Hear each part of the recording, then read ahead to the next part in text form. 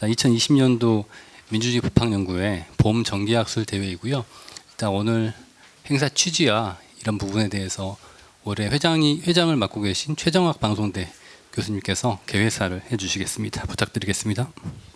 네, 안녕하세요. 최정학입니다. 행사 취지를 얘기하라는 저 얘기는 없었는데 갑자기 하여간에 뭐 잘 아시다시피 저희가 이제 매년 두 차례 이 학술 행사를 합니다만 뭐 여러 가지 주제로 뭐 그동안 해왔죠. 그런데 이제 노동 문제가 뭐 아주 근본적인 문제고, 특히 이 우리 이제 민주법연이 이 노동 문제에 대해서 계속 관심을 어떻게 보면 가져야 한다, 이런 건 뭐 너무나 이제 잘 뭐 분명한 사실이기 때문에 뭐 자세하게 말씀드릴 필요도 없겠습니다만, 그래서 사실은 저 민주법연 내에도 이제 노동법이나 이 노동 관련 연구를 하시는 분들이 많이 계시고, 또 우리가 몇 년 전에도 아마 이 자리였던 것 같은데요. 민주노총에서 이 노동 문제로 이제 또 심포지움을 한 적도 있고 합니다. 근데 사실은 오늘은 이게 이제 뭐 반드시 나쁜 일은 아니겠습니다만, 발표자 두 분이 다 외부에서 오신 분이어서 사실 연구회 내에서 이 노동 문제에 대해서 좀 연구하고 발표하는 이런 분들이 충분히 계실 수 있을 텐데 그게 잘 되지 않았다는 그런 좀 이제 생각도 한편으로 좀 들고요. 여하튼 그렇습니다. 그런데 뭐 최근에 사회가 뭐 늘 사회가 뭐 현대 사회가 그랬습니다만, 특히 최근에 많이 변하고 노동 문제가 특히 뭐 심각하게 변하고 있는 것 같은데 잘 모르겠어서요. 이게 어떻게 되는 것인지, 플랫폼 노동 이런 것이 도대체 뭔지, 어떻게 되는지 이걸 잘 모르겠어서 오늘 아주 좋은 분들을 모시고 발표를 잘 들어서 좀 많이 알고 배우는 그런 시간이 될 수 있을 것 같습니다. 그래서 이 밖에서 와주신 발표자 두 분, 또 토론자 두 분, 선생님들 다 감사드리고요. 우리 회원분들은 아마도 제 생각엔 코로나를 배려해서, 코로나 사태를 배려해서 아마 이렇게 우리는 뭐 충분히 사회적 거리두기를 할 수 있을 것 같아요. 지금. 그래서 이런 안전한 상태에서 심포지움을 마치도록 하겠습니다. 그리고 아시다시피 오늘 이 심포지움이 끝나고 나서 총회가 예정돼 있습니다. 그래서 회원분들은 총회까지 다 참석을 하셔서 필요한 얘기들을 꼭 나누고 가시길 바라고요. 다시 한번 오늘 저 발표자 토론자분들, 또 우리 기조 발제해 주시는 조경배 교수님까지 다 감사드리고 좋은 시간 되시기를 바랍니다. 감사합니다. 네, 제가 미리 취지를 말씀드리라는 얘기를 안 했음에도 불구하고 굉장히 잘 말씀해 주셨습니다. 다음으로 혹시 저를 자료집에 있는 순서대로 해서 저를 오병두 교수님이라고 오해하실까봐 저는 오병두 교수님 아니고요. 저는 현재 학술위원장을 맡고 있는 노진석이라고 합니다. 일단 아까 회장님 개회사 중에도 잠깐 나왔었는데 2017년도 11월달에 바로 이 자리에서 또 오늘 기조 발제를 맡아준 조경배 교수님께서 그 당시에도 87년 헌법 이후에 역대 정부의 노동 정책 및 제도에 대한 조망과 평가라는 주제로 기조 발제를 해주신 적이 있으십니다. 그래서 이런 전반적인 맥락 하에서 오늘 발제도 최근에 뭐 타다라든지 이런 뭐 배민 라이더 여러 가지 최근 상황에서 잘 내용들을 압축적으로 이야기해 주실 수 있는 아주 적임자라고 생각이 돼서 조경배 교수님의 큰 박수로 기조 발제로 맞아주셨으면 좋겠습니다.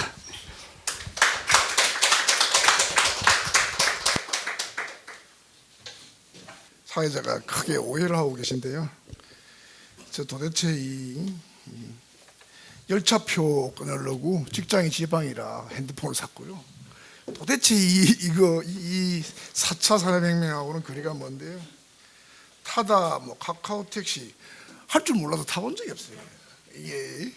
그런데 오늘 주제가 플랫폼 노동이라고 해서 하게 됐는데요. 사실은 뭐 제가 이 발제문을 작성하면서도 우리 오늘 발표하시는 우리 장기현 선생님하고 또 박준 선생이 참가했던 그 적극적으로 썼던 그 국가인권위 실태 보고서를 보고 사실은 공부를 하는 셈으로 이제 그렇게 했습니다. 제가 노동법을 전공하긴 하지만 이 도대체 이게 그죠? 이 4차 산업혁명이라는 말 자체가 아주 싫어서, 그리고 이 뭐 공유경제니 뭐 이런 이 논법 자체가 도저히 마음에 안 들었는데, 그렇지만 저도 모르게 어쩔 수 없이 이 사회 변화라는 게 따라가지 않을 수 없는 상태.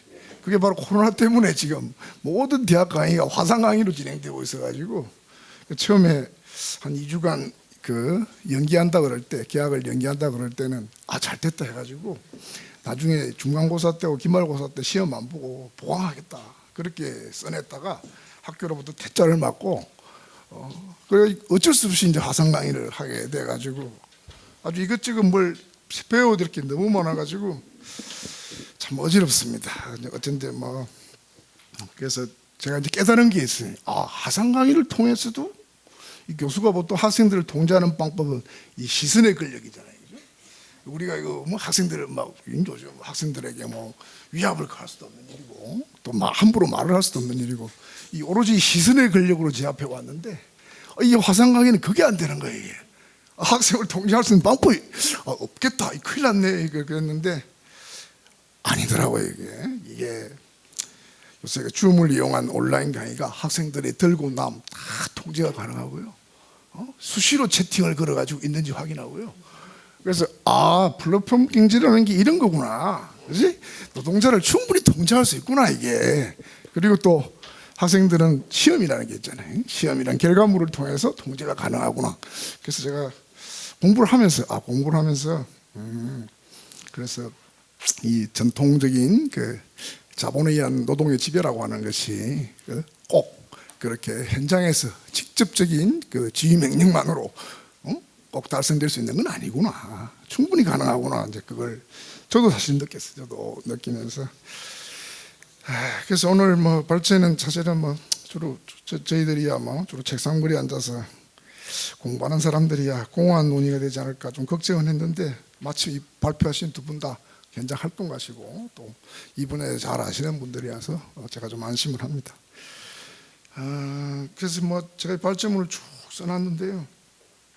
이게 뭐 시간을 너무 많이 잡아놔가지고 기초 발제문으로만 대충 하면 될 줄 알았는데 시간을 거의 40분씩 잡아놔서 뭔가 얘기는 많이 해야 되겠는데 하여튼 뭐 이 플랫폼 자본주의라고 하는 것이 우리가 그 20세기 말에 그 크게 특히 노동법과 제도에 영향을 미쳤던 신자유주의하고 또 비슷한 논법이구나. 또 제가 그런 생각이 들어서 그런 우리가 아시다시피 신자유주의라는 게 노동자들에게는 굉장히 고용의 위기를 가져온 건데 그걸 거꾸로 노동자들이 자유를 줬다고 얘기를 한단 말이에요. 이 사회적 담론이라는 것이 계속 뒤집어서 얘기하는 그런 것들을 또 이 플랫폼 경제에서 제가 또 느끼게 됐습니다. 이 플랫폼이라는 게 그냥 앱을 설치를 하고 거기 가입을 하고 그렇게 하면 언제든지 일을 할 수 있고 또 원하지 않으면 언제든지 일을 그만둘 수 있다라고 하는 굉장한 이 유토피아적인 얘기를 하는 거잖아요. 그러나 현실은 전혀 그렇지 않음에도 불구하고 그래서 그런 논법들 자체에 대해서 역시 우리가 좀 깨야 되는구나라는 생각을 좀 했고요. 뭐 우리가 실제적으로 그래서 우리나라에서 지금 가장 많이 문제되는 게 주로 이제 배달 노동자들, 음식 배달이든 또는 물건 배달인 간에 심지어는 사람 배달하는 타다 같은 사람 배달이잖아요, 사실은.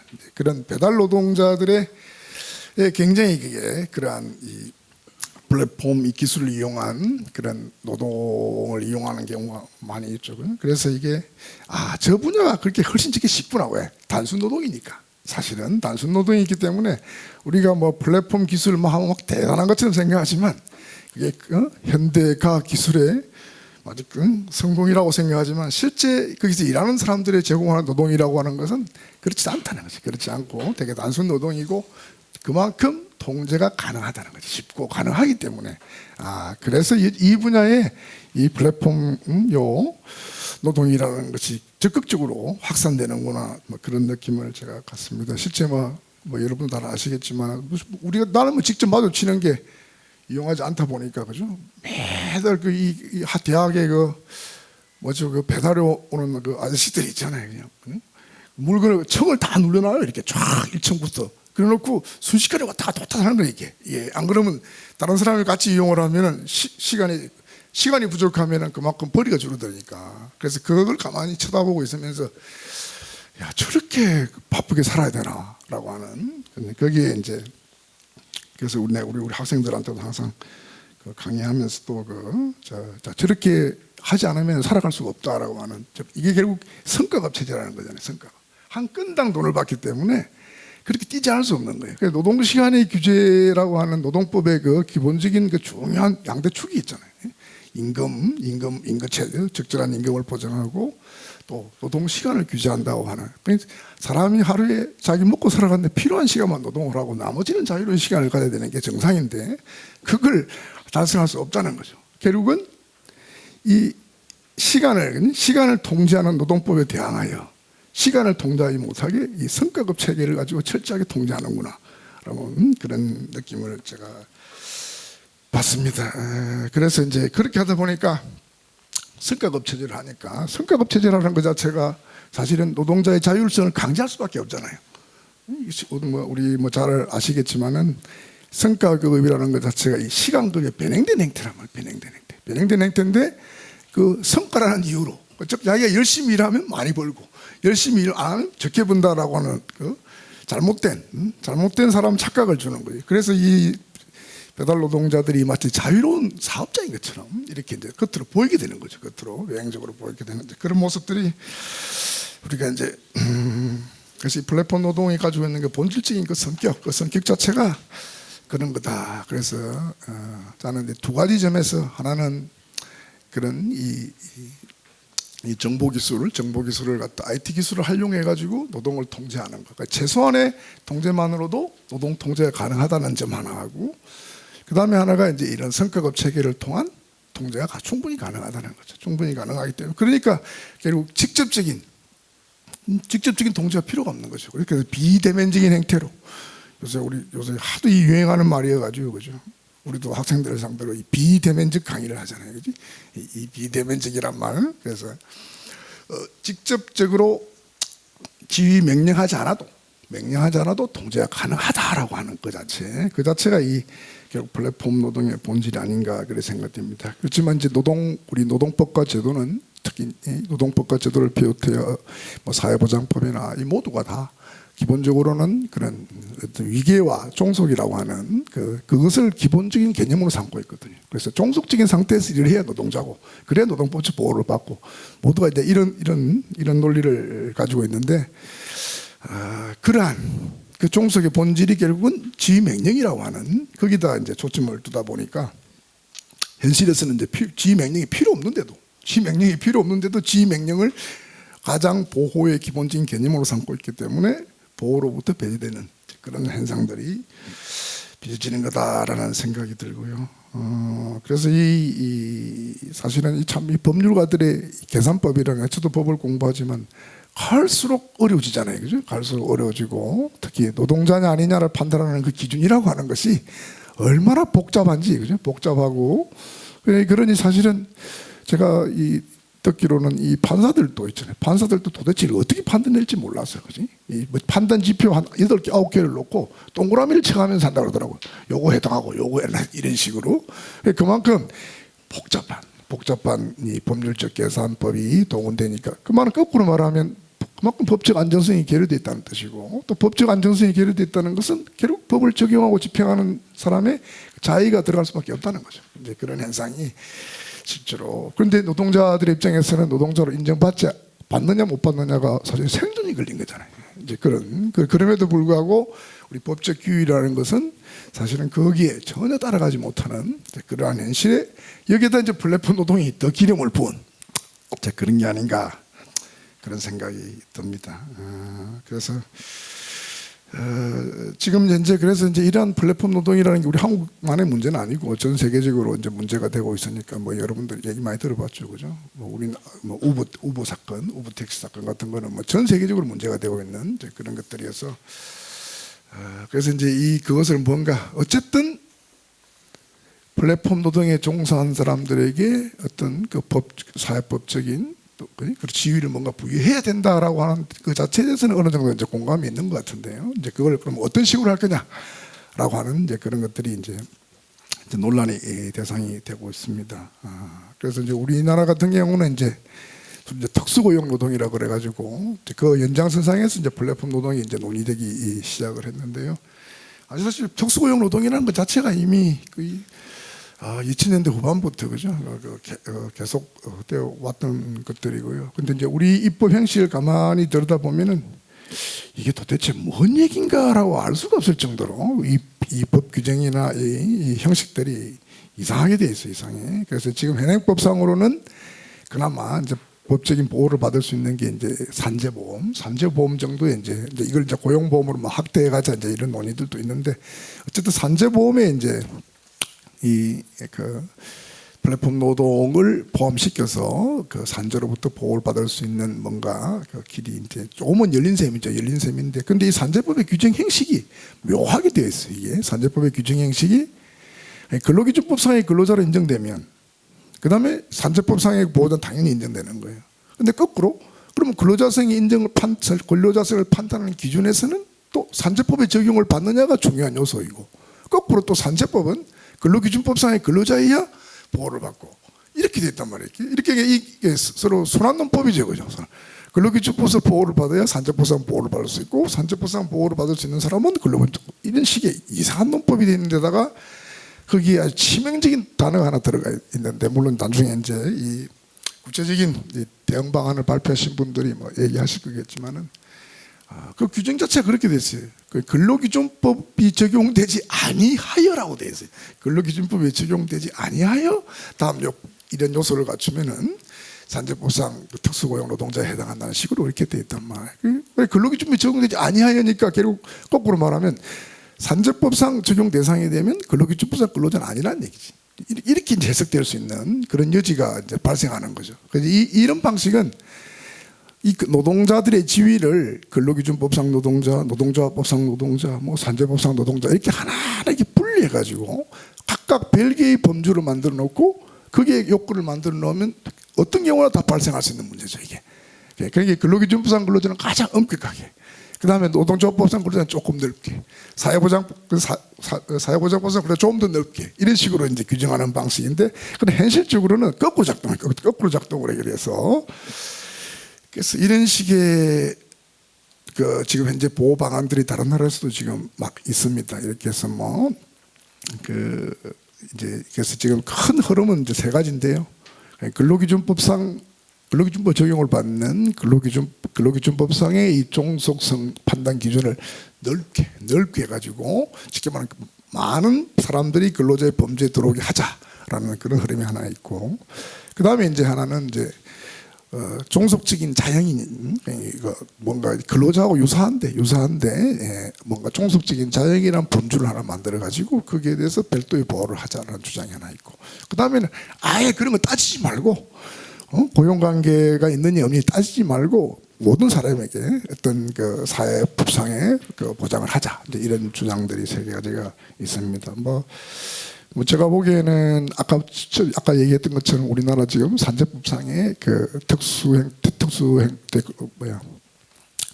근로종사자 이렇게 하도 표현을 이렇게 다르게 쓰니까 그처럼 그렇게 산재법상의 적용을 받는 그 범위를 이렇게 딱 정해놓고 이렇게 하는 방식은 아까 그처럼 그런 문제점을 가지고 있다는 것이고, 그 다음에 또 뭐 노동자하고 뭐 가릴 것 없이 모든 사람에게 그런 사회권적 보호를 하자라고 하면은 이 사회권성이 희석되잖아요. 사회권을 가지고 있는 그 특징이라는 게 희석될수록 결국은 잘못되면은 그런 과거의 행태로 돌아가 버리는 모든 사람들이 다 자유롭고 평등한 존재라고 하는 그 개인성에 기초해 가지고 법적 기호를 하려고 하는 그런 종류의 태도로 돌아가 버리기 때문에 그런 문제점이 있다라는 점 지적하고요. 어쨌든 지금은 이제 제가 뭐 이게 최선의 방식은 아닌가라고 생각은 드는데, 어쨌든 간에 이제 입증 책임을 바꿔가지고 보다 많은 사람이 근로자의 범죄에 들어갈 수 있도록 하는 거. 그 말이 뭐냐면 기본적으로 우리는 근로자가 자기가 권리가 침해됐을 때 보호를 받으려고 하면 자기가 근로자임을 입증해야 돼요. 자기가 근로자임을. 그러면 이제 그 우리 법원이 제시하는 여러 가지 그 판단 징표들을 스스로 입증을 해야 돼. 스스로 입증을 해야 되는데 이제 그런 방식이 굉장히 이제 힘들다는 거죠. 그래서 거꾸로 이제 사용자가 입증하도록 근로자가 저 사람은 그 근로자가 아니라 사업자다. 그래서 사용자가 입증하도록 입증 책임을 전환하는 방식이 지금 최근에 가장 좀 더 진전된 입법의 하나의 흐름이거든요. 그래서 미국의 그 ABC 법안 같은 거, ABC 테스트 같은 그런 것들이 각 여러 주에서 가장 최근에 이제 캘리포니아 주에서 이제 그걸 입법함으로써 꽤 유명해졌는데 우리에게도 많이 알려지고 했는데 다른 쪽에서도 이걸 많이 실시하고 있다고 합니다. 어쨌든 그렇게 해서 근로자가 자기가 보호받기 위해서 입증하는 것이 아니라 오히려 사용자가 저 사람이 근로자가 아니고 사업주다라고 입증하도록 그렇게 이제 만드는 그런 방식입니다. 그래서 그게 이제 왜 이제 우리와는 저렇게 조금 다른 방식을 칠까 생각해 보면 저는 이제 그게 근본적인 이유가 우리나라 같으면 여기 예를 들어서 근로자가 자기가 산재를 당하거나 그죠? 뭐 그러면은 또 노동조합을 만들고 싶다 그러면 있잖아요. 자기가 노동자면 입증을 해야 되잖아요. 입증을 해야 이제 인정을 받는 거죠. 그런데 이 유럽에서는 전통적으로 그렇게 하는 것이 아니고 이 과세 당국이나 또는 그 되게 이제 이 사회보험료하고 세금하고 같이 이렇게 바꿔두니까 사회보험청에서 사용자에게 부과를 하는 거예요. 당신이 지금 근로자를 사용하고 있다. 그러니까 그에 대한 당신 분의 보험료를 내라. 그렇게 하면 사업주들이 아니다 저 사람은 내가 지금 그 사람을 하고 일하지만은 노동자가 아니고 사업주다. 그래서 자기 입증을 해야 되는 자기 입증. 이게 쟁송 구조가 좀 다르죠, 그죠? 쟁송 구조가. 네, 그런 점들 때문에 이런 식의 입법이 이런 식의 즉 사업주성, 개인 사업자다라고 하는 그 사업주성을 사용자가 입증함으로써 책임을 면하게 되는 그런 구조를 취하게 된 게 아닌가 그런 생각이 듭니다. 그래서 우리도 실제로 지난번에 우리나라에서 있는 사건 중에 하나가 그 음식 배달 청년이 음식 배달하다가 그 교통사고 나가지고 그 식물인간 됐잖아요. 그래가지고 그 친구가 그래서 그 산재 그 신청을 했는데 그래서 우리 어디지 고용노동부가 이 플랫폼 사업자한테 그 보험료를 내라고 청구를 했거든. 그러나 플랫폼 사업자가 이때까지 좀 구조가 다르죠. 플랫폼 사업자 그 사람 근로자 아니야. 그래가지고 소송이 진행되는 이렇게 진행돼가지고 결국 대부분에서 인정이 됐죠. 인정이 돼가지고 이제 그런 입증 책임을 전환하는 방식이 요즘 아마 이제 새로운 대세인 것 같습니다. 대세인 것 같고 그래서 물론 이것도 약간 차이는 있지만 이 특수고용 노동자라고 하는 뭐 다른 나라에서는 독립노동이라고 부르기도 하고 이런 문제가 발생했을 때 그 학자들이 주로 주장하고 또 독일에서 일부 주에서도 그런 게 있었어요. 그때는 근로자성을 추정하는 제도인 거예요. 이러이러한 요소만 갖추면 근로자다라고 하는 이제 그런 식으로 그 법을 만들었는데 실제 법은 실현되지 못했고 그 아이디어 차원에서 나왔던 건데 그때는 이제 근로자성 징표를 몇 개 두고 이렇게 이 욕구만 해당하면 그냥 근로자야 이런 식이었는데 이제 지금은 그게 아니고 오히려 적극적으로 사용자성 징표를 몇 개 설정해가지고 뭐 이렇게 이제 구체적인 것은 아마 나중에 발표하실 분들이 발표할 거라 생각이 들고요. 그다음에 이제 뭐 제가 특수고용 노동 얘기할 때도 항상 제가 생각해 보고 있는 건데 사실은 참 이러한 행태, 이러한 그 전통적인 노동자도 아니고 그렇다고 해서 독립된 자영인으로도 보기 어려운 이 어정 가운데 있는 소위 이런 많은 노동자층들을 어떻게 법적으로 뭔가 보호할 것인가 또는 규율할 것인가 하는 문제에 부닥칠 때마다 이게 직업의 성격에 따라 많이 다르거든요. 근로조건도 다르고 근로시간도 다르고 이게 굉장히 다양하기 때문에 이걸 선언적으로 이런 지급군을 설정해가지고 이런 사람에게 이런 보호라고 저런 사람에게 저런 보호라고 하는 것이 가능하겠는가 이게 입법적 이게 그러려면 국회 입법을 통해 해야 되는데 그러면 이해관계 당사자들이 전부 덤벼들잖아요. 지금 그 특수고용 노동자 그 고용보험 적용 문제 가지고 또 보험회사들이 덤벼들어서 못하게 만들잖아요. 이런 것처럼 이런 식의 접근 방식은 별로 바람직하지 않다. 그래서 제가 생각해 보는 것은 오히려 집단적 권리를 통해서 노동자들이 그런 자기 노동조합을 만들고 또 단체 교섭하고 이 파업을 하고 이것을 원활하게 해줌으로써 이걸 원활하게 해줌으로써 실제로 문제를 해결해가는 찾아가는 어차피 각 직업군마다 성격이 다 다르잖아요. 다 다른데 그걸 전부 뭉쳐가지고 그죠? 그 어떤 보호 방안을 만드는 것 자체 그건 불가능에 가깝다는 생각이 들어서 그래서 이제 저는 일단 이런 자영업자든 노동자든 간에 집단적 권리를 보장해야 된다라고 하는 건데 그러려면 어떻게 되냐면 우리나라 노동법을 특히 노동조합법을 비롯한 노동단체법 전체 틀을 바꿔야 되는 거예요. 이게 전체 틀을. 우리 아시다시피 우리나라 지금 노동조합법은 철저하게 원천 봉쇄 구조를 가지고 있죠. 그죠?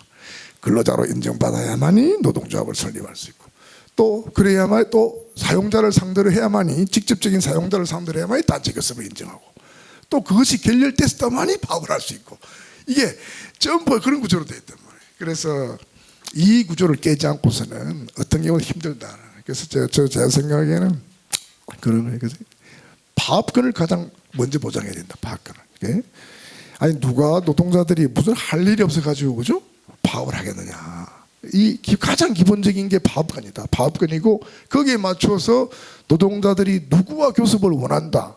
왜 자신들의 문제를 해결하기 위해서 어떤 사람과 교섭하는 게 원하느냐. 그게 사용자가 되는 거예요. 그게 사용자가 되는 것이고 그리고 그러한 집단적 단계를 통해서 권리를 실현하지 않을 수 없는 사람들이 노동자인 거죠. 결국 그런 식으로 문제를 바라봐야 되지 않나 싶어서 좀 접근법을 달리해야 된다라고 하는 것이 제 생각입니다. 그래서 이 플랫폼 노동 같은 경우에도 우리가 아시다시피 굉장히 노동자들이 파편화되어 있잖아요. 이 오프라인 사업장처럼 사업장이 있는 것도 아니고 이렇게 다 파편화되어 있기 때문에 그것을 조직하고 하는 것이 그게 쉽겠느냐라고 하는 그런 또 얘기도 일명 설득력이 있다고 생각합니다. 그리고 또 누구나 들어와서 일할 수 있는 단순 노동이기 때문에 이 무한 경쟁 구조잖아요. 무한 경쟁 구조니까 결국 노동 조건이 나빠질 수밖에 없고 노동 조건이 나쁘니까 당연히 노동 시간이 길어지는 거죠. 이런 구조를 가지고 있어서 결국은 이 플랫폼 노동자들이 단결된 힘을 통해 가지고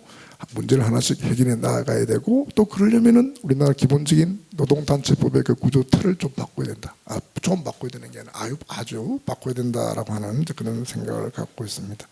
실제로 유럽에서도 지금 이런 플랫폼 노동자들을 노동조합 활동이 굉장히 활발해져 있다고 저도 듣고 있습니다. 그래서 어디 갔나?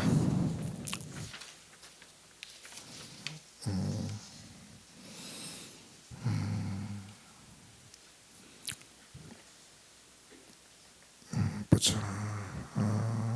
그래서 지금 물론 이제 이 유럽에서도 보면은 이 이제 노동자들 스스로 문제를 해결해 나가는 거죠. 문제를 해결해 나가는데 그게 가능한 이유는 그 파업권이 자유가 보장돼 있다는 거죠. 파업 보장돼 있으니까 이제 그게 문제권이 쉽다는 점인데 우리는 이제 그게 어렵죠. 오히려 그게 어려워서 그 전부터 우리가 좀 더 문제의 중요성을 둬야 되지 않나 생각되고요. 우리나라에서도 최근에 이제 대리운전 오늘 아마 여기 라이드 유니언 대표께서도 토론자로 나오시는데 이게 대리운전이나 킥 서비스 배달 운송 노동자들 이제를 중심으로 해가지고 조직화가 일부 이루어지고 있고 또 단체 교섭도 진행 중인 것으로 알고 있습니다. 그렇지만 계속 사용자들은 부당 노동을 하죠. 그죠? 그 노동조합을 파괴하기 위해서 여러 가지 방해하고 그렇게 합니다. 그런데 이게 이제 무슨 또 묘한 문제가 발생하냐면 그런 부당 노동을 하게 돼서 이제 노동부에 거기에 대해 신고를 하고 감독을 요구하면은 이 근로기준법상 근로자가 아니라는 거예요. 그러니까 근로기준법상 근로자하고 노동조합법상 근로자가 별도로 돼 있는 별도. 이 법적 지위가 서로 다르니까 노동조합법상 노동자는 인정하지만 그러나 근로기준법상 노동자는 아니다. 이런 식으로 하니까 그러니까 근로감독이라는 말이 들어갈 수 없다는 거지, 그죠? 그런 식의 논법인데 그래서 이제 이런 것들이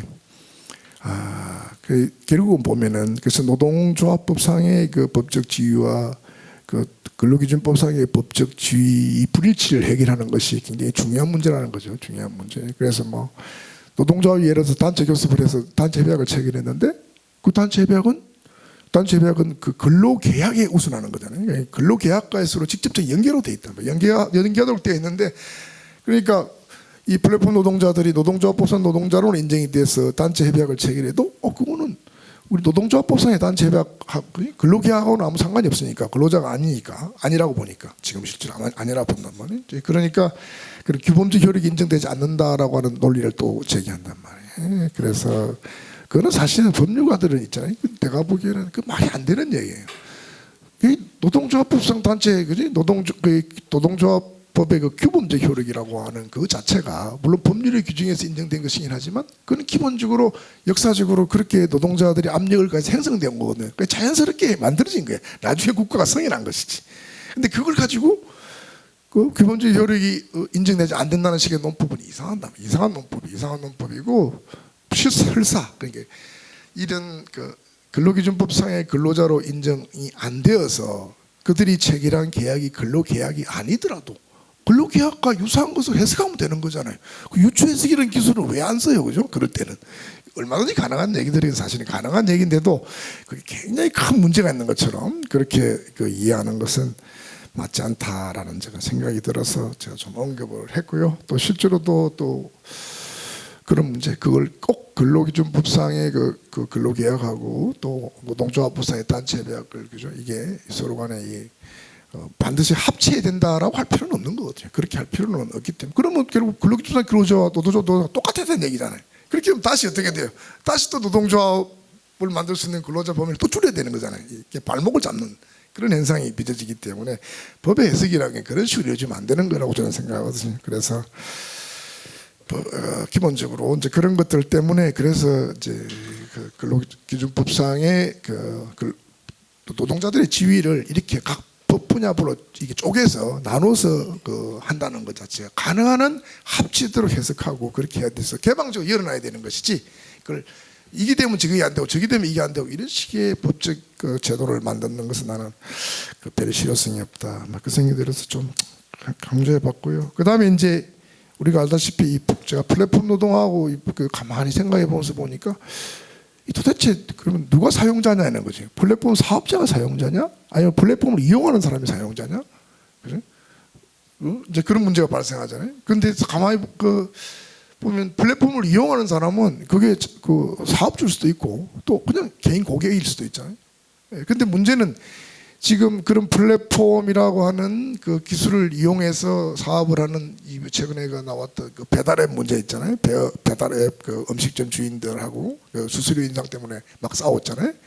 그 국가 간에 했죠. 또 그것만 있는 게 아니라 에어비앤비도 마찬가지고 에어비앤비도 자기 집 가진 사람들이 이제 그걸 가지고 사업을 하는 건데 그런 경우 가만히 쳐다보면 이게 결국 그 사람들은 사실은 이제 우리가 법적으로 보면 다 자영업자잖아요.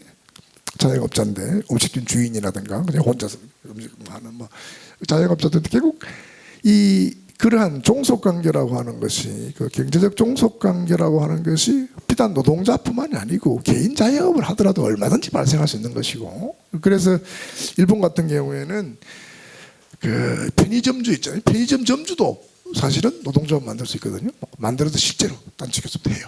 이제 그런 가만히 그런 것을 보게 되면은 그래서 결국 우리가 노동조합을 집단적으로 노동조합을 만들어 가지고 또 노동조합이 아니더라도 어쨌든 간에 만들어서 단체 교섭하고 하는 것은 결국 이 경제적 약자들이 할 수 있는 결국 자기의 마지막 수단이잖아요. 그래서 수단이기 때문에 자영업자냐 아니면 노동자냐 구분할 게 없이 폭넓게 보장돼야 된다라고 하는 거고 그것은 그냥 자연적인 거니까 그렇다라는 그런 말씀을 좀 드리고 싶고요.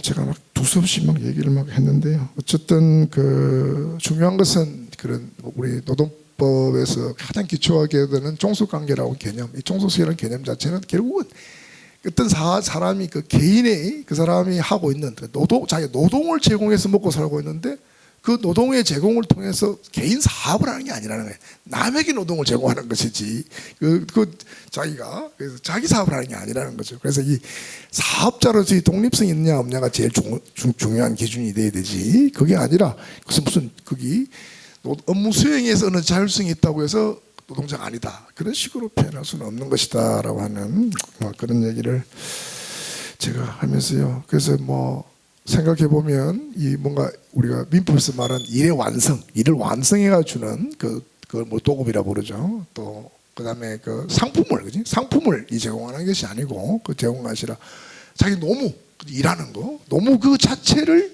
하나의 사업으로 한다라고 하는 그 자체가 나는 굉장히 허구라고 생각하는 거예요. 우리가 이 노동계약, 근로계약 할 때 자기가 노동요만 떼어가지고 팔 수 있다는 생각이 있잖아요. 노동요만 떼어가지고 거래한다. 그게 어떻게 가능해요? 그게 가능하지 않은데 그걸 가능하다고 만드는 것이 일종의 법률적인 어제거든요. 허구란 말, 허구인데 그따 대고 또 개인이 자기 노무만 제공할 뿐인데, 노동만 제공할 뿐인데 그걸 사업을 할 수 있다라고 하는 그 생각. 그래서 민법에서는 노무도급도 인정하잖아요. 인정하는데 그런데 그걸 그지? 그거 자체를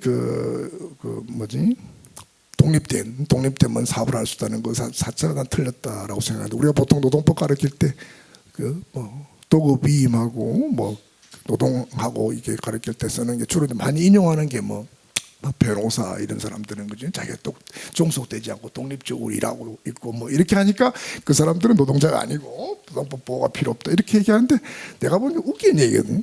어쨌든 1인 사업자라고 하는, 자기 노무만을 제공해서 하는 1인 사업자라고 하는 거는 그런 노동시장에서의 구조 문제이지, 변호사도 있잖아요. 변호사도 한 해에 수만 명씩 배출하고 이렇게 해놓으면요 전부 노동자 돼요. 당연한 거잖아요. 그게 특별히 다를 게 없다는 거예요. 특별히. 그리고 그 전문성이 있다고 해서 노동자가 아니다? 그럼 교수들은 참 노동자가 아니게? 말도 안 되는 얘기거든요. 그런 노동시장 구조에서 비롯된 것이지, 즉 노동시장에 진입이 막혀 있으니까 또 특허나 매너나 인가지도로서 해놓으니까 독립성이 보장되는 것이고 전문성이 보장되는 것이지, 그걸 가지고 그 노동계약이 아니다라고 하는, 종속이라는 것은 결국 노동시장에서 비롯되는 것이지, 그게 무슨 그는 다른 어떤 그 때문에 되는 거다라고 하는 그 발상 자체가 나는 틀렸다고 생각을 해요. 그래서 결국은 그죠? 자기가 노동을 해서 벌어먹고 사는 사람, 그게 자기 사업이 아니라는 게 중요한 거죠. 그게 사업적인 독립성이 있느냐 없느냐. 지금 실제로 우리나라 최근에 2006년 이후에 나온 판례에는 이제 그런 것들이 들어가 있는데, 물론 그러한 사업자로서의 독립성이라는 징표는 다른 징표들에 비해서 조금 판사들이 별 고려를 하지 않아요. 이게 크게 고려하지 않는 그런 이제 되어 있는데, 나는 이걸 굉장히 강조해야 된다. 오히려 지휘명령의 구속성 이런 것은, 그런 것은 얼마든지 바뀔 수 있는 것이고, 노동 통제하는 수단이라고 하는 것은 얼마나 다를 수 있어서, 하여튼 그래야 된다라는 것을 강조하면서요. 마지막에 제가 그렇게 선언하는데, 사회권의 중심적인 기초 개념으로서 종속관계 존재 여부는 노무 수행의 절승보다는 자신의 사업을 위하여 노무를 제공하느냐, 아니면 타인을 사업을 위해서 또 타인의 그 사업 조직에 편입돼서 일을 제공하느냐, 그걸 가지고 구분해야 되지, 다른 요소들 가서는 구분하면 안 된다라는 그런 점을 좀 강조하면서, 그렇게 이런 4차 산업도 싫어하고 인터넷 기술도 전혀 잘 할 줄 모르는, 그렇지만 이 전통적인 노동법 이론에 기초해서 제가 두 몇 말씀을 드렸습니다. 이것으로 마치겠습니다. 네.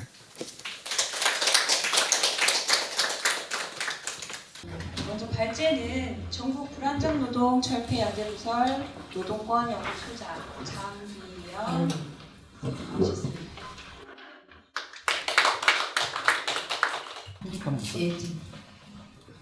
그 플랫폼 경제와 플랫폼 노동의 개념을 쓰실 때, 사실 제가 처음 얘기 드릴 때 저는 법학 전공이 아니라서 사실 법과 관련된 얘기는 전혀 할 수 없다고 했더니 법 전에 일단 이런 얘기를 하라고 말씀을 하시더라고요. 그래서 법과는 좀 전혀 상관이 없습니다만, 실제로 그걸 개념, 이 법을 하기 위해서라도 저는 사회학 전공입니다. 이 사회사가 어떤 노동이 어떤 식으로 조직되고 있는지에 대해서 현실적으로 좀 얘기를 해볼까 합니다.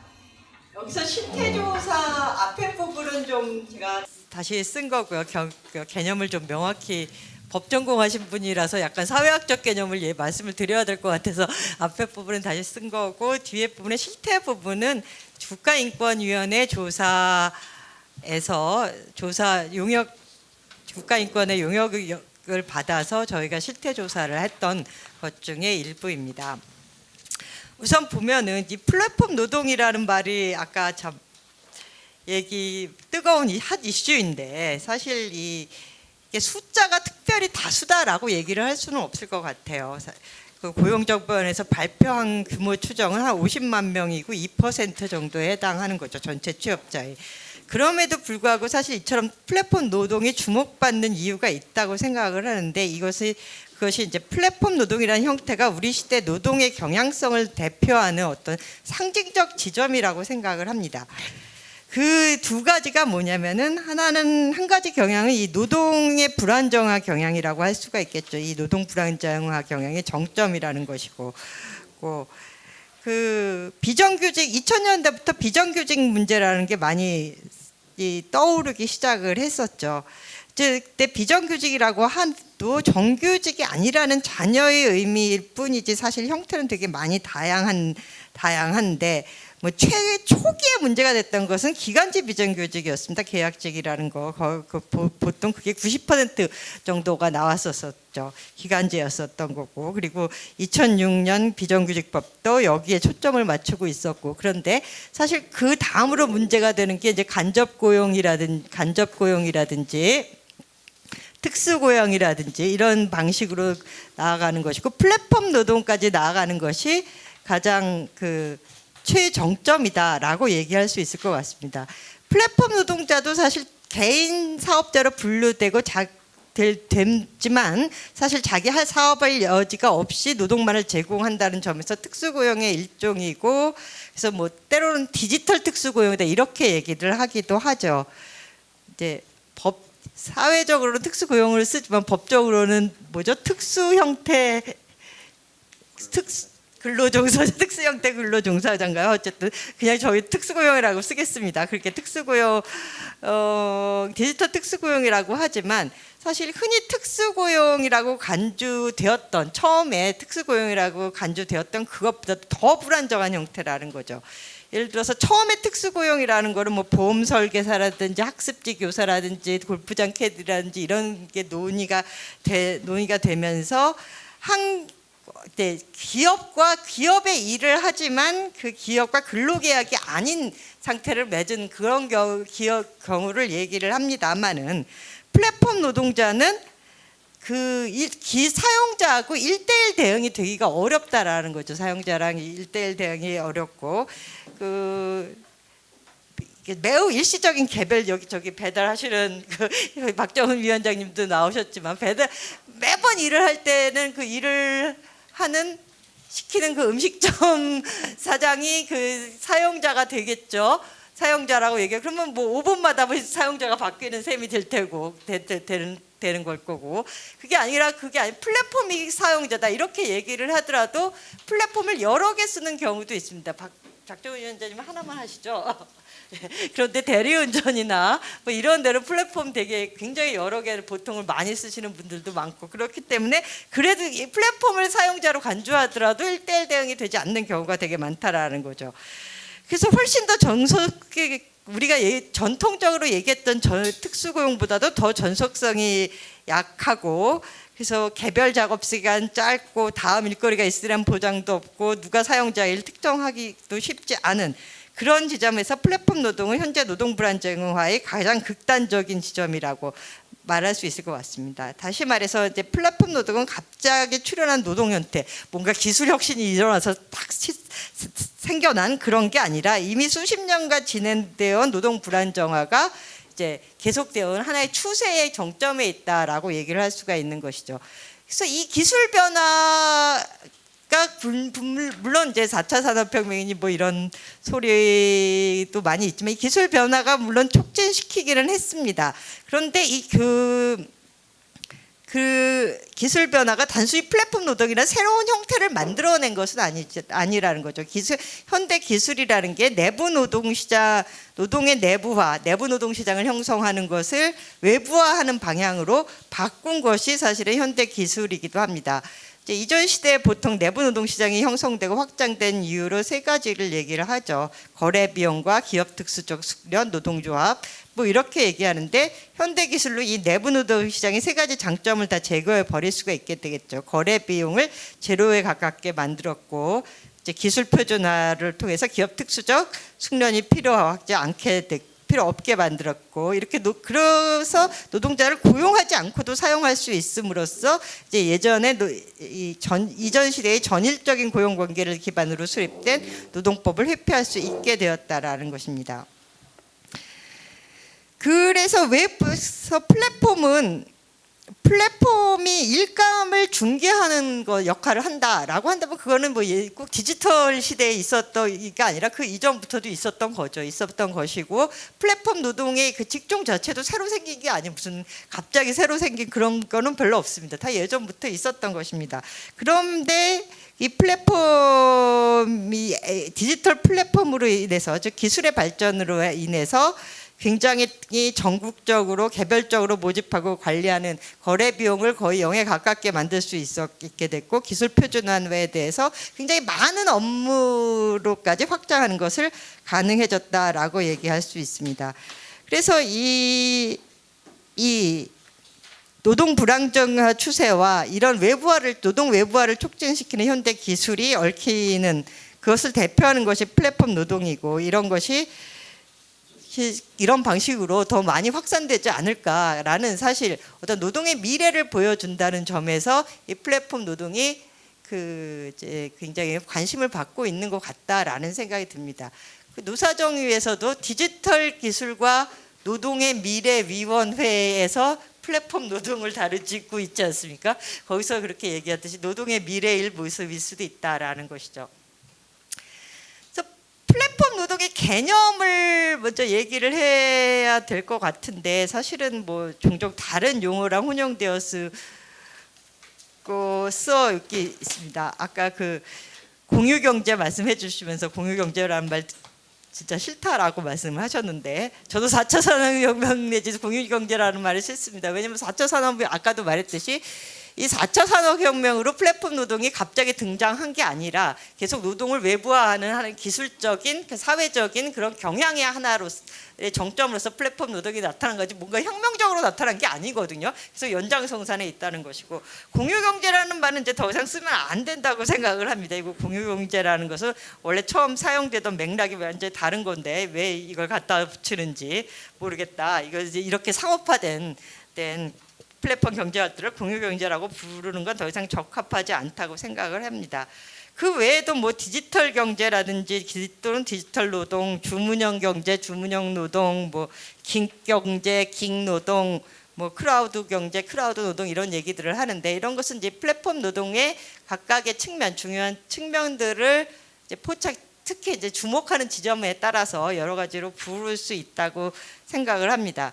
근데 플랫폼 그 중에서도 다른 게 아니라 플랫폼 노동이란 말을 쓴다면은 이제 중개자로서의 플랫폼을 중점에 내세우는 요소라고 할 수가 있는 것이죠. 근데 이게 플랫폼 노동은 사실 플랫폼 경제의 일부라고 얘기를 할 수 있습니다. 플랫폼을 통해서 수익을 얻는 모든 경우가 플랫폼 노동은 아닌 거죠. 뭐 전통적인 기업의 상품이나 금융의 유통 경로가 디지털 플랫폼으로 전환하거나 다양하는 것도 플랫폼 경제의 한 측면이지만 플랫폼 노동과 관련시키는 플랫폼 노동이라고 부르지는 않죠. 개인의 경우에도 플랫폼을 통해 상품을 판매할 수도 있고 뭐 대여하고 거래해서 소득을 얻을 수 있지만 뭐 이런 것도 플랫폼 노동이라고 부르다기보단 플랫폼을 통해 제공되는 대상이 자산이나 상품이 아니라 직접적인 노동 또는 노동의 결과물인 경우를 얘기를 합니다. 그렇다고 해서 또 이게 되게 플랫폼 노동의 그 정의를 하는 게 굉장히 복잡한 문제여서 이걸 많이 썼지만 왜냐하면 구인구직 사이트나 앱을 통해서 일자리를 구하는 것 자체가 모두 플랫폼 노동이라고 하지도 않거든요. 예를 들어서 사람이나 알바몬 같은 사이트를 통해서 일자리를 얻었다 할지라도 어떤 방식으로든 고용계약을 맺고 정규적으로 일하는 것을 플랫폼 노동이라고 부르진 않고 플랫폼 노동이라는 것은 플랫폼을 통해서 일자리를 얻는 게 아니라 일감을 얻는 거, 그 일감의 수행에 대해서만 보수가 되고 일을 지급되고 일을 시키는 주체도 그때그때 다를 수 있다고 있습니다. 따라서 구체적으로 규정하면 앱사이트나 모바일 앱 같은 디지털 플랫폼을 통해서 그때그때의 일감을 얻어서 그 일감의 수행에 대해서 보수를 받는 방식이다라고 얘기를 할 수가 있는 것이죠. 그래서 플랫폼 노동의 유형을 나누는 이제 연구들도 많이 있는데, 뭐 이런 식으로 나누는 표 10으로 나누는 방식도 있고 표 11로 나누는 방식도 있습니다만, 뭐 다른 사람들이 한 거 그냥 일단 넘어가겠습니다. 그렇게 유형을 나누는 뭐 여러 가지들이 있다라는 것이고요. 그리고 제가 나눈 것은 저도 그래서 한번 나눠봤는데, 네, 그거는 다 앞에 건 다 있고 표 12, 26페이지를 보시면은 이렇게 얘기를 저를 나눠봤습니다. 제가 나눈 기준은 뭐였냐면은, 앞에 그 나눈 사람들도 뭐 유형 한 사람들도 자기들의 기준이 있겠죠. 제가 한 기준은 노동을 조직하는 방식이 어떠하냐에 따라서, 노동을 어떻게 조직하느냐 플랫폼이, 이 방식에 따라서 나눠봤습니다. 그래서 호출형 플랫폼이라든지 관리형 플랫폼. 호출형 플랫폼은 이제 즉시 호출을 받으신, 지금 뭐 이제 라이더 유니온의 박정희 위원장님이라든지 대리운전 이제 빨리 이제 선착순으로 콜을 받아서 가는 그런 경우를 말하고, 관리형 플랫폼은 가사나 수리나 홈케어나 뭐 이런 데에 많이 있는데, 그 이제 서비스 이용자의 요청이 있을 때 이제 그 노동자한테 일감을 배분하는 플랫폼 자체가 배분하는 거기도 하죠. 중개형 플랫폼 같은 경우에는 말 그대로 이 한쪽에서 한쪽 또는 양쪽이 이런 사람 찾습니다, 이런 일할 사람 찾습니다, 또는 뭐 이렇게 게시판을, 아니면 이런 일을 하겠습니다라고 게시판에 올리면, 한쪽이나 양쪽에 올리면은 그 중개 사이트를 통해서 이게 접속이 돼서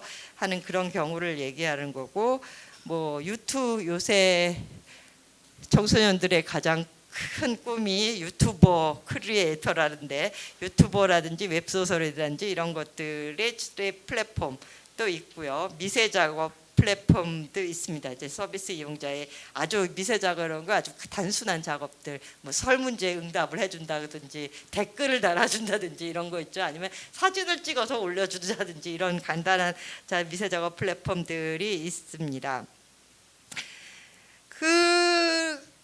그래서 실태를 보면, 그러면 현실적으로는 어떠하느냐, 거기에 대해서는 이제 국가인권위의 플랫폼 노동 종사자 인권 실태 조사 용역과정 수행주에서 실시한 이 자료에서 추출을 한 것들인데요. 첫 번째로 보면 플랫폼 노동의 비중을 보면, 뭐 이제 음식 배달 플랫폼 뭐죠?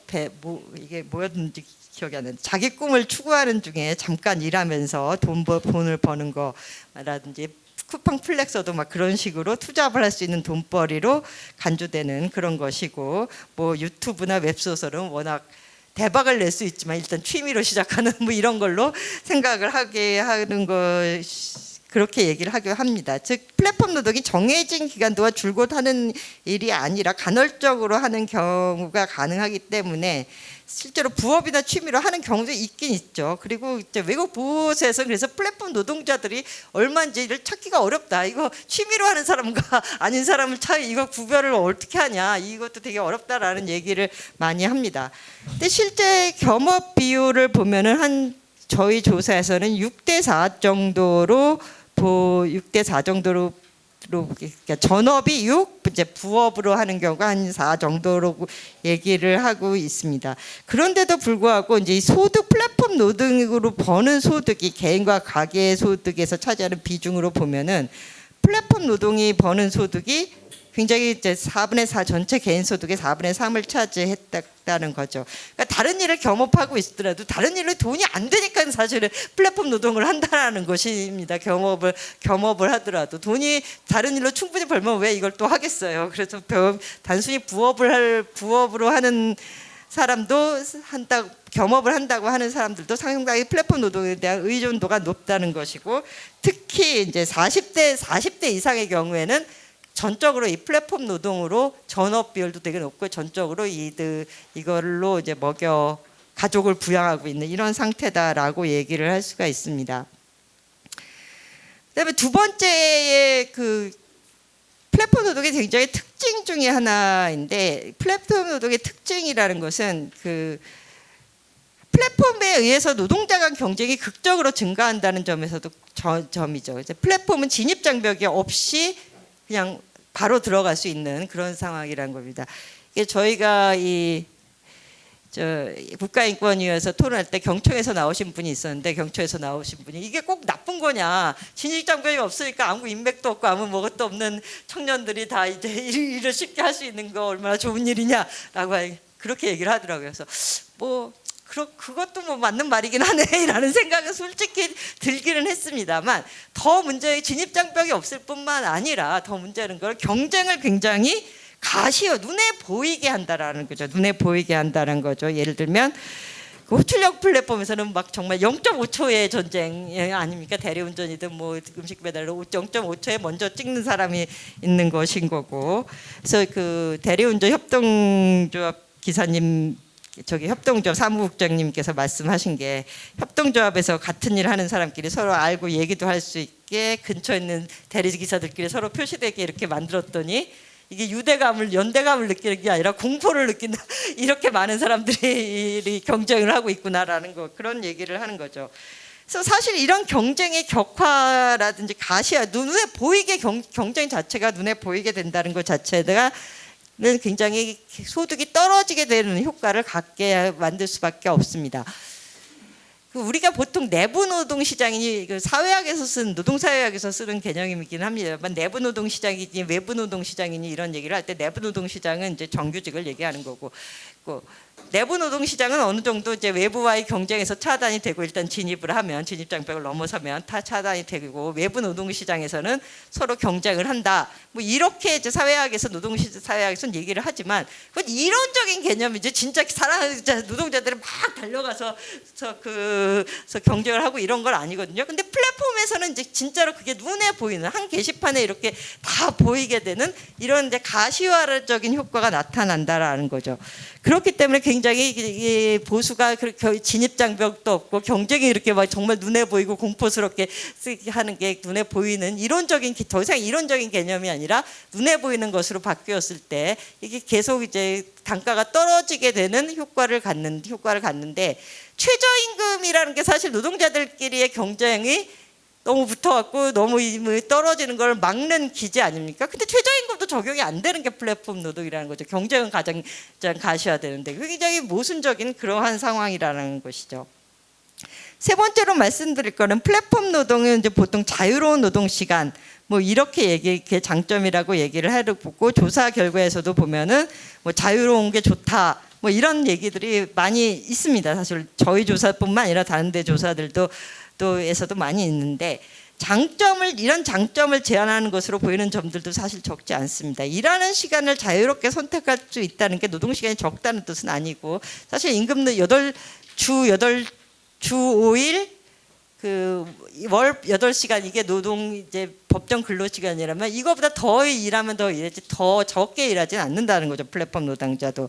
그것도 일감을 거부하는 일이 잦으면은 사실 플랫폼이나 관리업체에서 그러니까 불이익을 줄 수 있다라는 것에 대해서 이제 절반 이상이 그렇다라고 인지할 수가 있는 것이고, 사실 그래서 자유롭게 일할 시간을 선택할 수 있다고 하지만 실제로는 임금 근로자에 비해서 결코 짧은 시간을 일하지 않고 있고, 일하고 싶지 않은 날이나 시간에는 일하지 않을 수 있다고 대답을 했지만, 사실 그런 일이 잦으면 결국 불이익을 받게 된다는 점에서 일하는 시간이 자유롭다는 의미도 상당히 제한적이다라는 것입니다.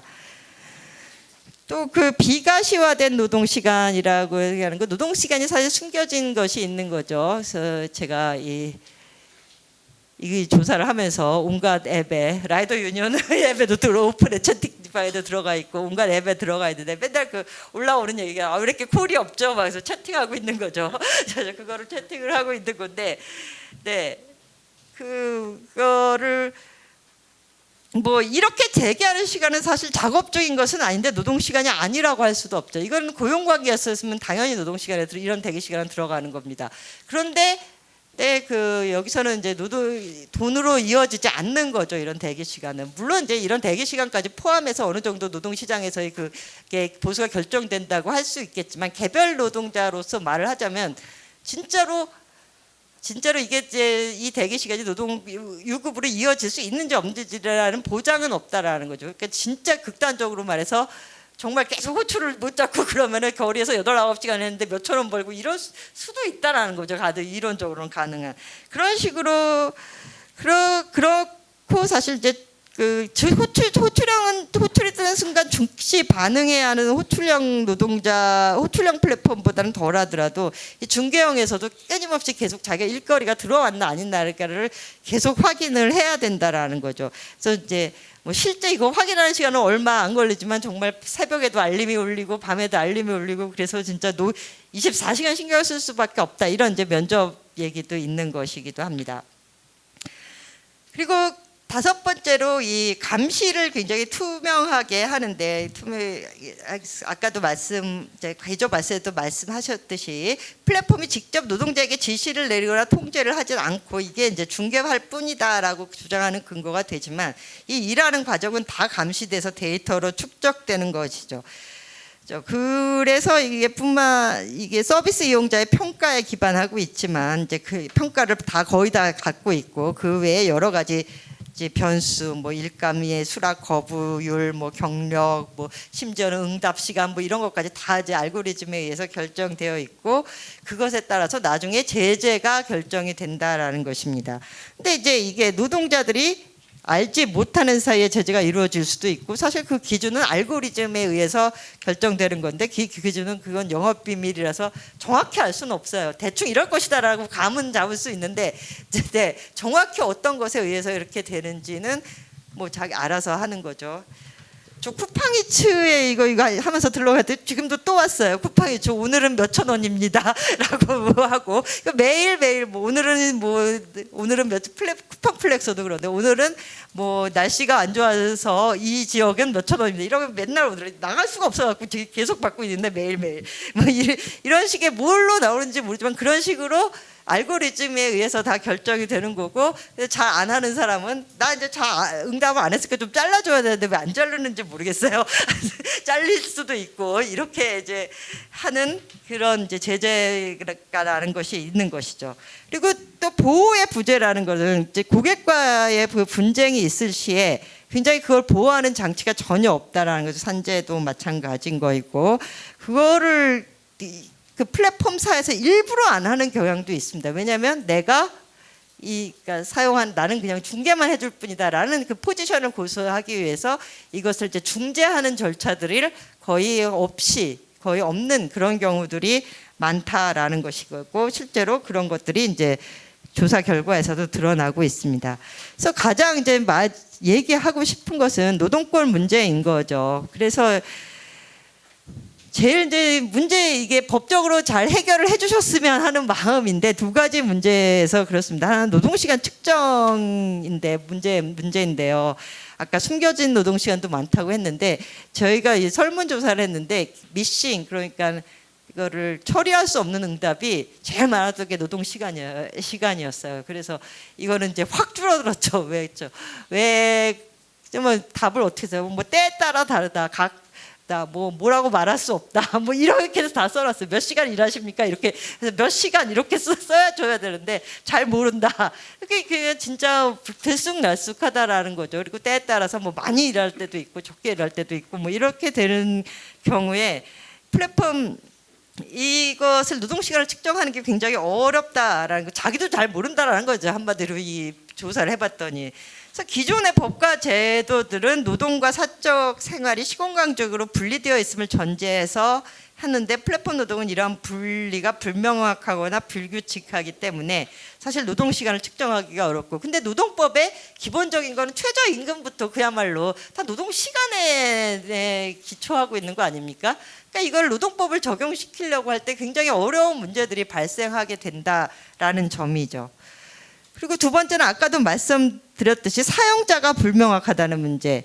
그래서 전통적으로 노동의 시공간이 구획되어 있으면 그 시간과 공간을 통제하는 게 사용자고, 그래서 사용자의 책임이 있다. 이런 논리였는데, 이제 논리였고, 이제 이때까지도 뭐 소송이나 이런 것도 다 그런 식의 그걸 둘러싸고 이렇게 발생해 왔는데, 이게 사용자가 누군지를 특정하기가 어려워진다는 거. 아까 말한 대로 플랫폼은 일을 중개를 할 뿐이라고 주장하고, 그래서 이제 일을 직접 시키는 사람은 시키는 사람이다라고 얘기를 한다면은 뭐 서비스 이용자라는 불특정 다수가 되어버리고, 플랫폼을 사용자로 인정을 하더라도 그 플랫폼을 1대1 여러 가지 플랫폼을 이용하는 경우들도 많고 또는 플랫폼과 이 사이에 관리업체가 있는 경우도 많고 굉장히 여러 다양한 형태가 있기 때문에 이걸 사용자와 노동자를 1대1로 상응할 수가 없고 누구가 사용자를 만드느냐가 굉장히 법적으로 곤란한 문제가 된다. 그래서 사용자는 없는데 이제 노동자는 있는 그런 상황이 되어버린다라는 거죠. 그래서 어떤 식으로 사용자를 규정하고 책임성을 규정할 것인가가 굉장히 이제 중요한 노동권, 노동법에서 중요한 문제가 될 것 같다라고 생각을 합니다. 예, 너무 길었나요? 예. 네, 구체적인 분석 자료 그리고 실제로 앱에 가입하셔가지고 주문까지 받아가셔서 생생하게 전달해 주셨습니다. 자, 문제점을 비가시화되고 은폐된 노동 시간의 문제 그리고 사용자가 없다. 이 사용자성을 어떻게 넓힐 것인가 이 두 가지 정도로 짚어주셨고, 네, 그럼 이어서 라이더 유니온의 박정훈 위원장님의 토론 듣겠습니다. 이걸로. 네. 안녕하세요. 네, 라이더 유니온 박정훈이고요. 토론문을 제가 준비를 못 해가지고 대신 발제문은 꼼꼼히 읽었. 그래서 좀 하고 싶은 말씀이 많이 나온 것 같고, 뭐 개인적으로 제가 대학교 때 장기현 선생님의 비정규직이라는 책을 읽고 노동운동에 대해서 생각했는데 이런 토론 자리에서 같이 토론할 수 있어서 감회가 새롭습니다. 영광이고요. 그 시장에 대해서 먼저 좀 말씀이 나와서 말씀을 좀 드리면, 플랫폼을 시장으로만 이야기하면 좀 저도 다소 중립적으로 보여서 좀 우려가 되고요. 기존 시장과 다른 점은 기존 시장에서는 독점을 하면은 독점거래법에 의해서 그 독점 금지에 의해서 제재를 받는데, 그리고 사회적으로 혹은 시장의 실패를 가져오는 건데, 플랫폼에서의 독점은 다르다라는 겁니다. 사회적으로 오히려 좋습니다. 왜냐하면 이용자와 소비자 입장에서는 플랫폼 하나를 깔고 다 하는 것이 낫습니다. 그렇다고 하면은 이 시장이라고 하는 거는 중립적 시장과는 거리가 멀다. 독점이 태생적으로 독점을 목적으로 하는 시장이다. 그래서 쿠폰도 뿌리고 다 하는 거거든요. 그래서 기존 시장에서도 이런 게 없었나? 있었죠. 대기업 중심으로 있었고, 이걸 이제 보이지 않는 손이라고 했는데, 이거를 플랫폼에서는 알고리즘으로 해서 보이지 않는 손에, 그러니까 현상 현태, 보이지 않는 손이 이제 보이게 된 거죠. 알고리즘. 그러나 알고리즘의 심내를 알 수 없는 거는 마찬가지라는 겁니다. 그래서 이거는 중립적인 시장은 결코 아니다. 거래만 이루어지는 것이 아니고 거래 조건을 알고리즘에 의해서 통제하는 독점적이고 개입적인 시장이다라고 봐야 된다라고 볼 수 있습니다. 그리고 발제문 토론문을 가지고 제가 순서대로 좀 저의 고민들을 나눠보면, 플랫폼 노동 그 발제문에 보면, 장기현 선생님 발제문에 보면 플랫폼 노동의 질의 저하와 비용 절감의 관계에 대해서 지적해 주셨는데, 비용 절감의 효과가 크기 때문에 질이 좀 저하하더라도 감소한다라고 했는데, 저는 좀 생각은 좀 다릅니다. 왜냐하면은 질을 확보하는 것이 플랫폼 서비스에서 매우 핵심적인 것입니다. 왜냐하면 소비자들의 사용 경험이라는 것이 매우 중요하거든요. 대표적인, 그러니까 뭐 산업이 다르긴 하지만 애플의 사용 경험이라고 하는 거는 독자적인 플랫폼을 형성할 정도로 매우 중요합니다. 근데 문제는 이 질을 유지하기 위해서는 플랫폼이라고 하는 것이 중개자 역할에만 머물러서는 안 된다라는 거예요. 반드시 질의 퀄리티를 유지하기 위해서 교육과 노동 통제가 만들어져야 된다는 겁니다. 어떤 사람은 수건을 꽃으로 접고 어떤 사람은 수건을 3단으로 접는다고 하면 이용자들은 경험이 다릅니다. 그렇다면 이 플랫폼 사업자 입장에서는 꽃으로 접는 이 교육 훈련을 해야 되는 거고, 이거는 반드시 노동 통제가 이루어져야 되는 거고, 이것을 티나게 하게 되면은 노동법상 문제가 발생한다라고 하면은 이 티나지 않게 하기 위해서 별점 제도라는 것이 만들어지죠. 이거는 신자유주의에서 자주 얘기했던 자기 통제적 인간을 별점 제도를 통해서 완전히 탄생시킨 거라고 볼 수 있습니다. 이게 저는 플랫폼 노동의 딜레마라고 보는 건데, 이게 플랫폼 노동에서 가장 핵심적인 부분이다라고 말씀드리고 싶고요. 또 하나 용어 관련돼서인데 이 플랫폼 노동을 불안정 노동의 연장으로 본다면은 저는 용어적으로는 긱노동이랑이 더 적합할 거라는 생각이 들고 있습니다. 개인적으로. 왜냐하면 우리는 플랫폼과 기익을 좀 구분해 버리면 임시직과 플랫폼을 구분하는 경향이 있는데 사실 알바몬이나 알바천국에서 일하시는 분들도 대부분 단기 일자리이기 때문에 크게 보면은 이제 플랫폼을 통해서 일감을 얻는 거라고 볼 수 있거든요. 이걸 구분하는 것이 어떤 의미가 있을지에 대한 문제가 있고 자본의 전략으로 본다고 하면 사실은 큰 차이는 없을 거다라는 생각이 있다라는 거고요. 그리고 이 개념과 관련돼서 더 말씀드리고 싶은 게 호출형, 전시형, 마이크로형 이렇게 나눈 것이 있는데 저는 이 구분의 의미가 좀 의문이 있다라는 게 있고요.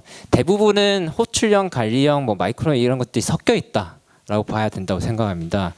중요한 거는 플랫폼이 얼마나 힘이 세냐에 따라서 이 회사의 형태가 달라집니다.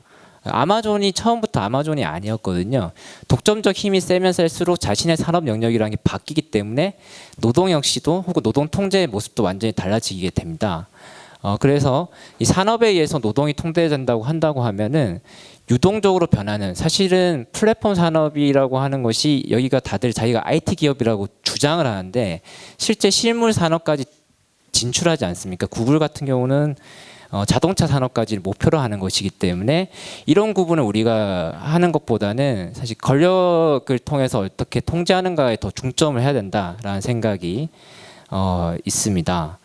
그리고 노동권 관련해서 좀 저희가 질문인 건데요. 네, 저희가 밖에 가서는 이렇게 해야 된다 자신 있게 주장하지만 어쨌든 토론자로 나왔기 때문에 저는 더 편안한 마음으로 좀 질문을 드리면 이 플랫폼 노동자들을 기존 특고나 프리랜서 노동자와 어떤 차이가 있는지 어떻게 좀 변화해야 되는지에 대해서 좀 궁금하고요. 그리고 사용자를 알 수 없다라고 계속 얘기를 하게 되잖아요.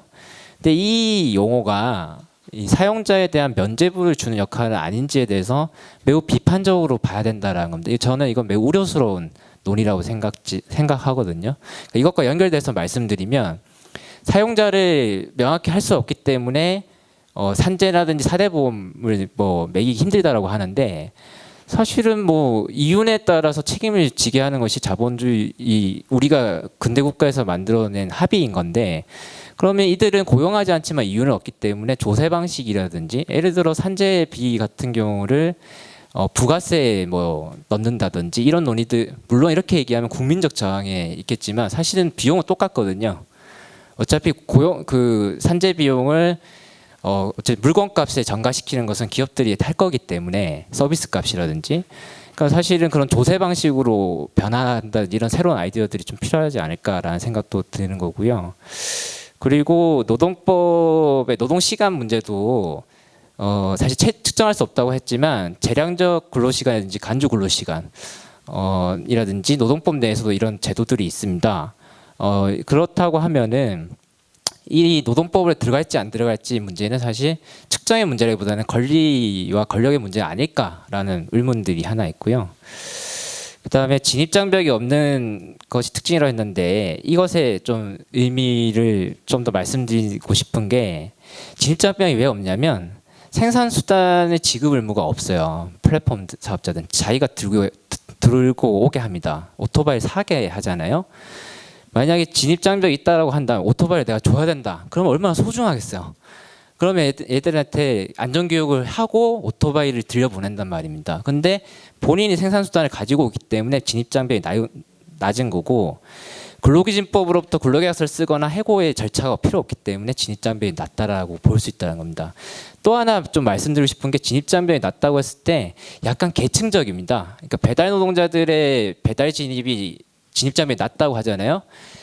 그런데 평생 동안 어쨌든 그런 위험한 일들에 익숙한 사람들 입장에서는 배달 일이 진입장벽이 낮지만 그렇지 않은 사람들은 진입장벽이 매우 높아요. 이거 과연 할 수 있을까? 위험한데 이건 내가 해야 될까? 이거는 계급적이고 계층적인 문제도 있다라는 말씀 드리고 싶고요. 시간이 남았다면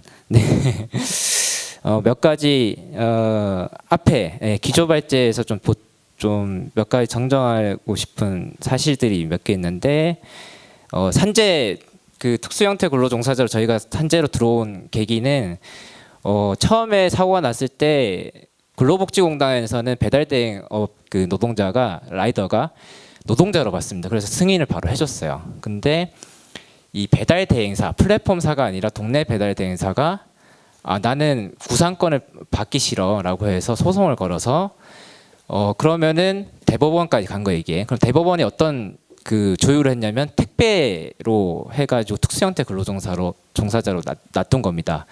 그러니까 사실 동네 배달 대행사 중간 업체에 있었을 때는 노동자인 게 확실했었는데 대법원 가서 특수형태 근로종사자로 분류시켜 버린 거예요. 이게 논의가 매우 후퇴시켜 된 거죠. 근데 우리는 이거라도 돼서 다행이다라고 하고 있는 형태인 겁니다. 이 얘기 좀 덧붙이고 싶었고요. 그리고 플랫폼은 부당노동 행위를 할 필요가 없는 사업자일 수 있습니다. 그러니까 합법적으로 대체 인력이 있는 곳이에요. 왜냐하면은 생산수단을 지급할 필요도 없고 근로계약서를 뭐 쓰거나 해고예고 수당 이런 걸 할 필요가 없기 때문에 이론적으로 무한 축적이 가능합니다. 엉명이 로그인해도 돼요. 중국에서 플랫폼 하나 만들면 세계 1위가 되잖아요. 10억, 20억, 30억까지 로그인 시킬 수 있는 겁니다. 여기에 무슨 부당노동행위가 필요하겠습니까?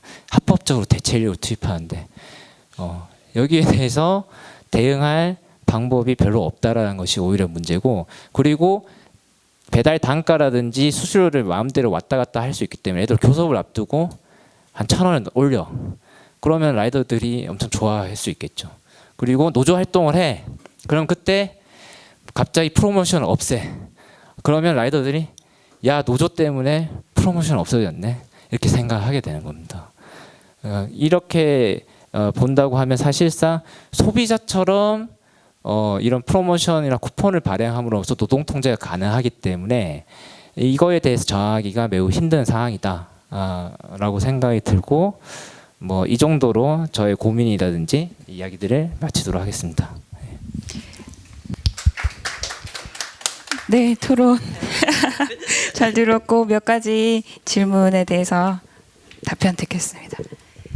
예, 플랫폼 시장이 중립적인 시장이 아니라 뭐 독점적 시장을 추구할 수, 네트워크 효과라고 그러잖아요. 기본적으로 이게 네이버를 많이 쓰면 네이버를 이용자들이 많이 가야 이것도 살고, 그 이용자가 많을수록 더 편해지는 그런 효과를 플랫폼도 이제 동시에 갖고 있는 거고요. 근데 그렇다고 해서 솔직히 다른 플랫폼이 아닌 다른 시장은 뭐 그렇게 비독점적인가 하면 뭐 그렇지도 않다고 생각을 하긴 합니다. 거기도 다른 시장에도 또 솔직히 네트워크 효과라는 게 있는 것이고, 이제 플랫폼은 굉장히 뚜렷하게 나타나는 것이죠. 그리고 두 번째로 지적해 주신 거는 굉장히 중요한 좋은 지적이셨라고 생각을 하는데요. 질과 노동의 질에 대해서 질이 떨어질 위험을 감수하더라도 그 비용 절감으로 상쇄할 수 있기 때문에 상호 트레이드한다. 물론 이제 그 안정적으로 고용하거나 안정적인 거래처를 갖는 것보다 알지도 못하는 어떤 사람에게 일을 맡기는 것은 사실은 위험성을 갖고 있죠. 근데 지금 지적해 주신 거 되게 중요하게, 그러나 그 위험성을 최소화하기 위해서, 질이 저하되는 것을 최소화하기 위해서 질을 관리하는 거, 그것이 사실은 뭐 평점이든 이런 알고리즘의 시스템이라는 점을 이제 지적을 해 주셨던 거, 그거는 이제 굉장히 좋은 지적이라고 생각을 하고요. 아까 말씀하신 남준구 박사님이 말씀하신 그 알고리즘 문제하고도 관련돼서 사실 그런 질의 저하의 위험성을 상을 막기 위해서 계속적인 알고리즘이 이제 발전하고 있는 그런 과정들을 좀 이제 알고리즘과 통제가 발전하고 있는 그런 것들을 잘 지적을 해주신 것 같습니다. 그리고 유형 구분의 문제는 뭐 사실 뭐 온갖 유형이 있고, 이렇게 유형한 사람 저렇게 유형한 사람도 있고, 저도 그냥 한번 해본 것이기도 하지만 뭐 저도 물론 어떤 기준에 의해서 한 거긴 하죠. 저 뭐 논의를 정리하기 위해서. 근데 이제 저도 약간 이걸 하면서 그렇다고 느끼는 게, 유형 구분을 해서 뭐 이렇게 대표적인 직종 뭐 이런 거 해놓고 표로 해놓게 했는데 이게 막 바뀌어요. 막 중간에 1년 동안 연구하면 1년 사이에 막 하는 방식이 바뀌고 막 그렇습니다.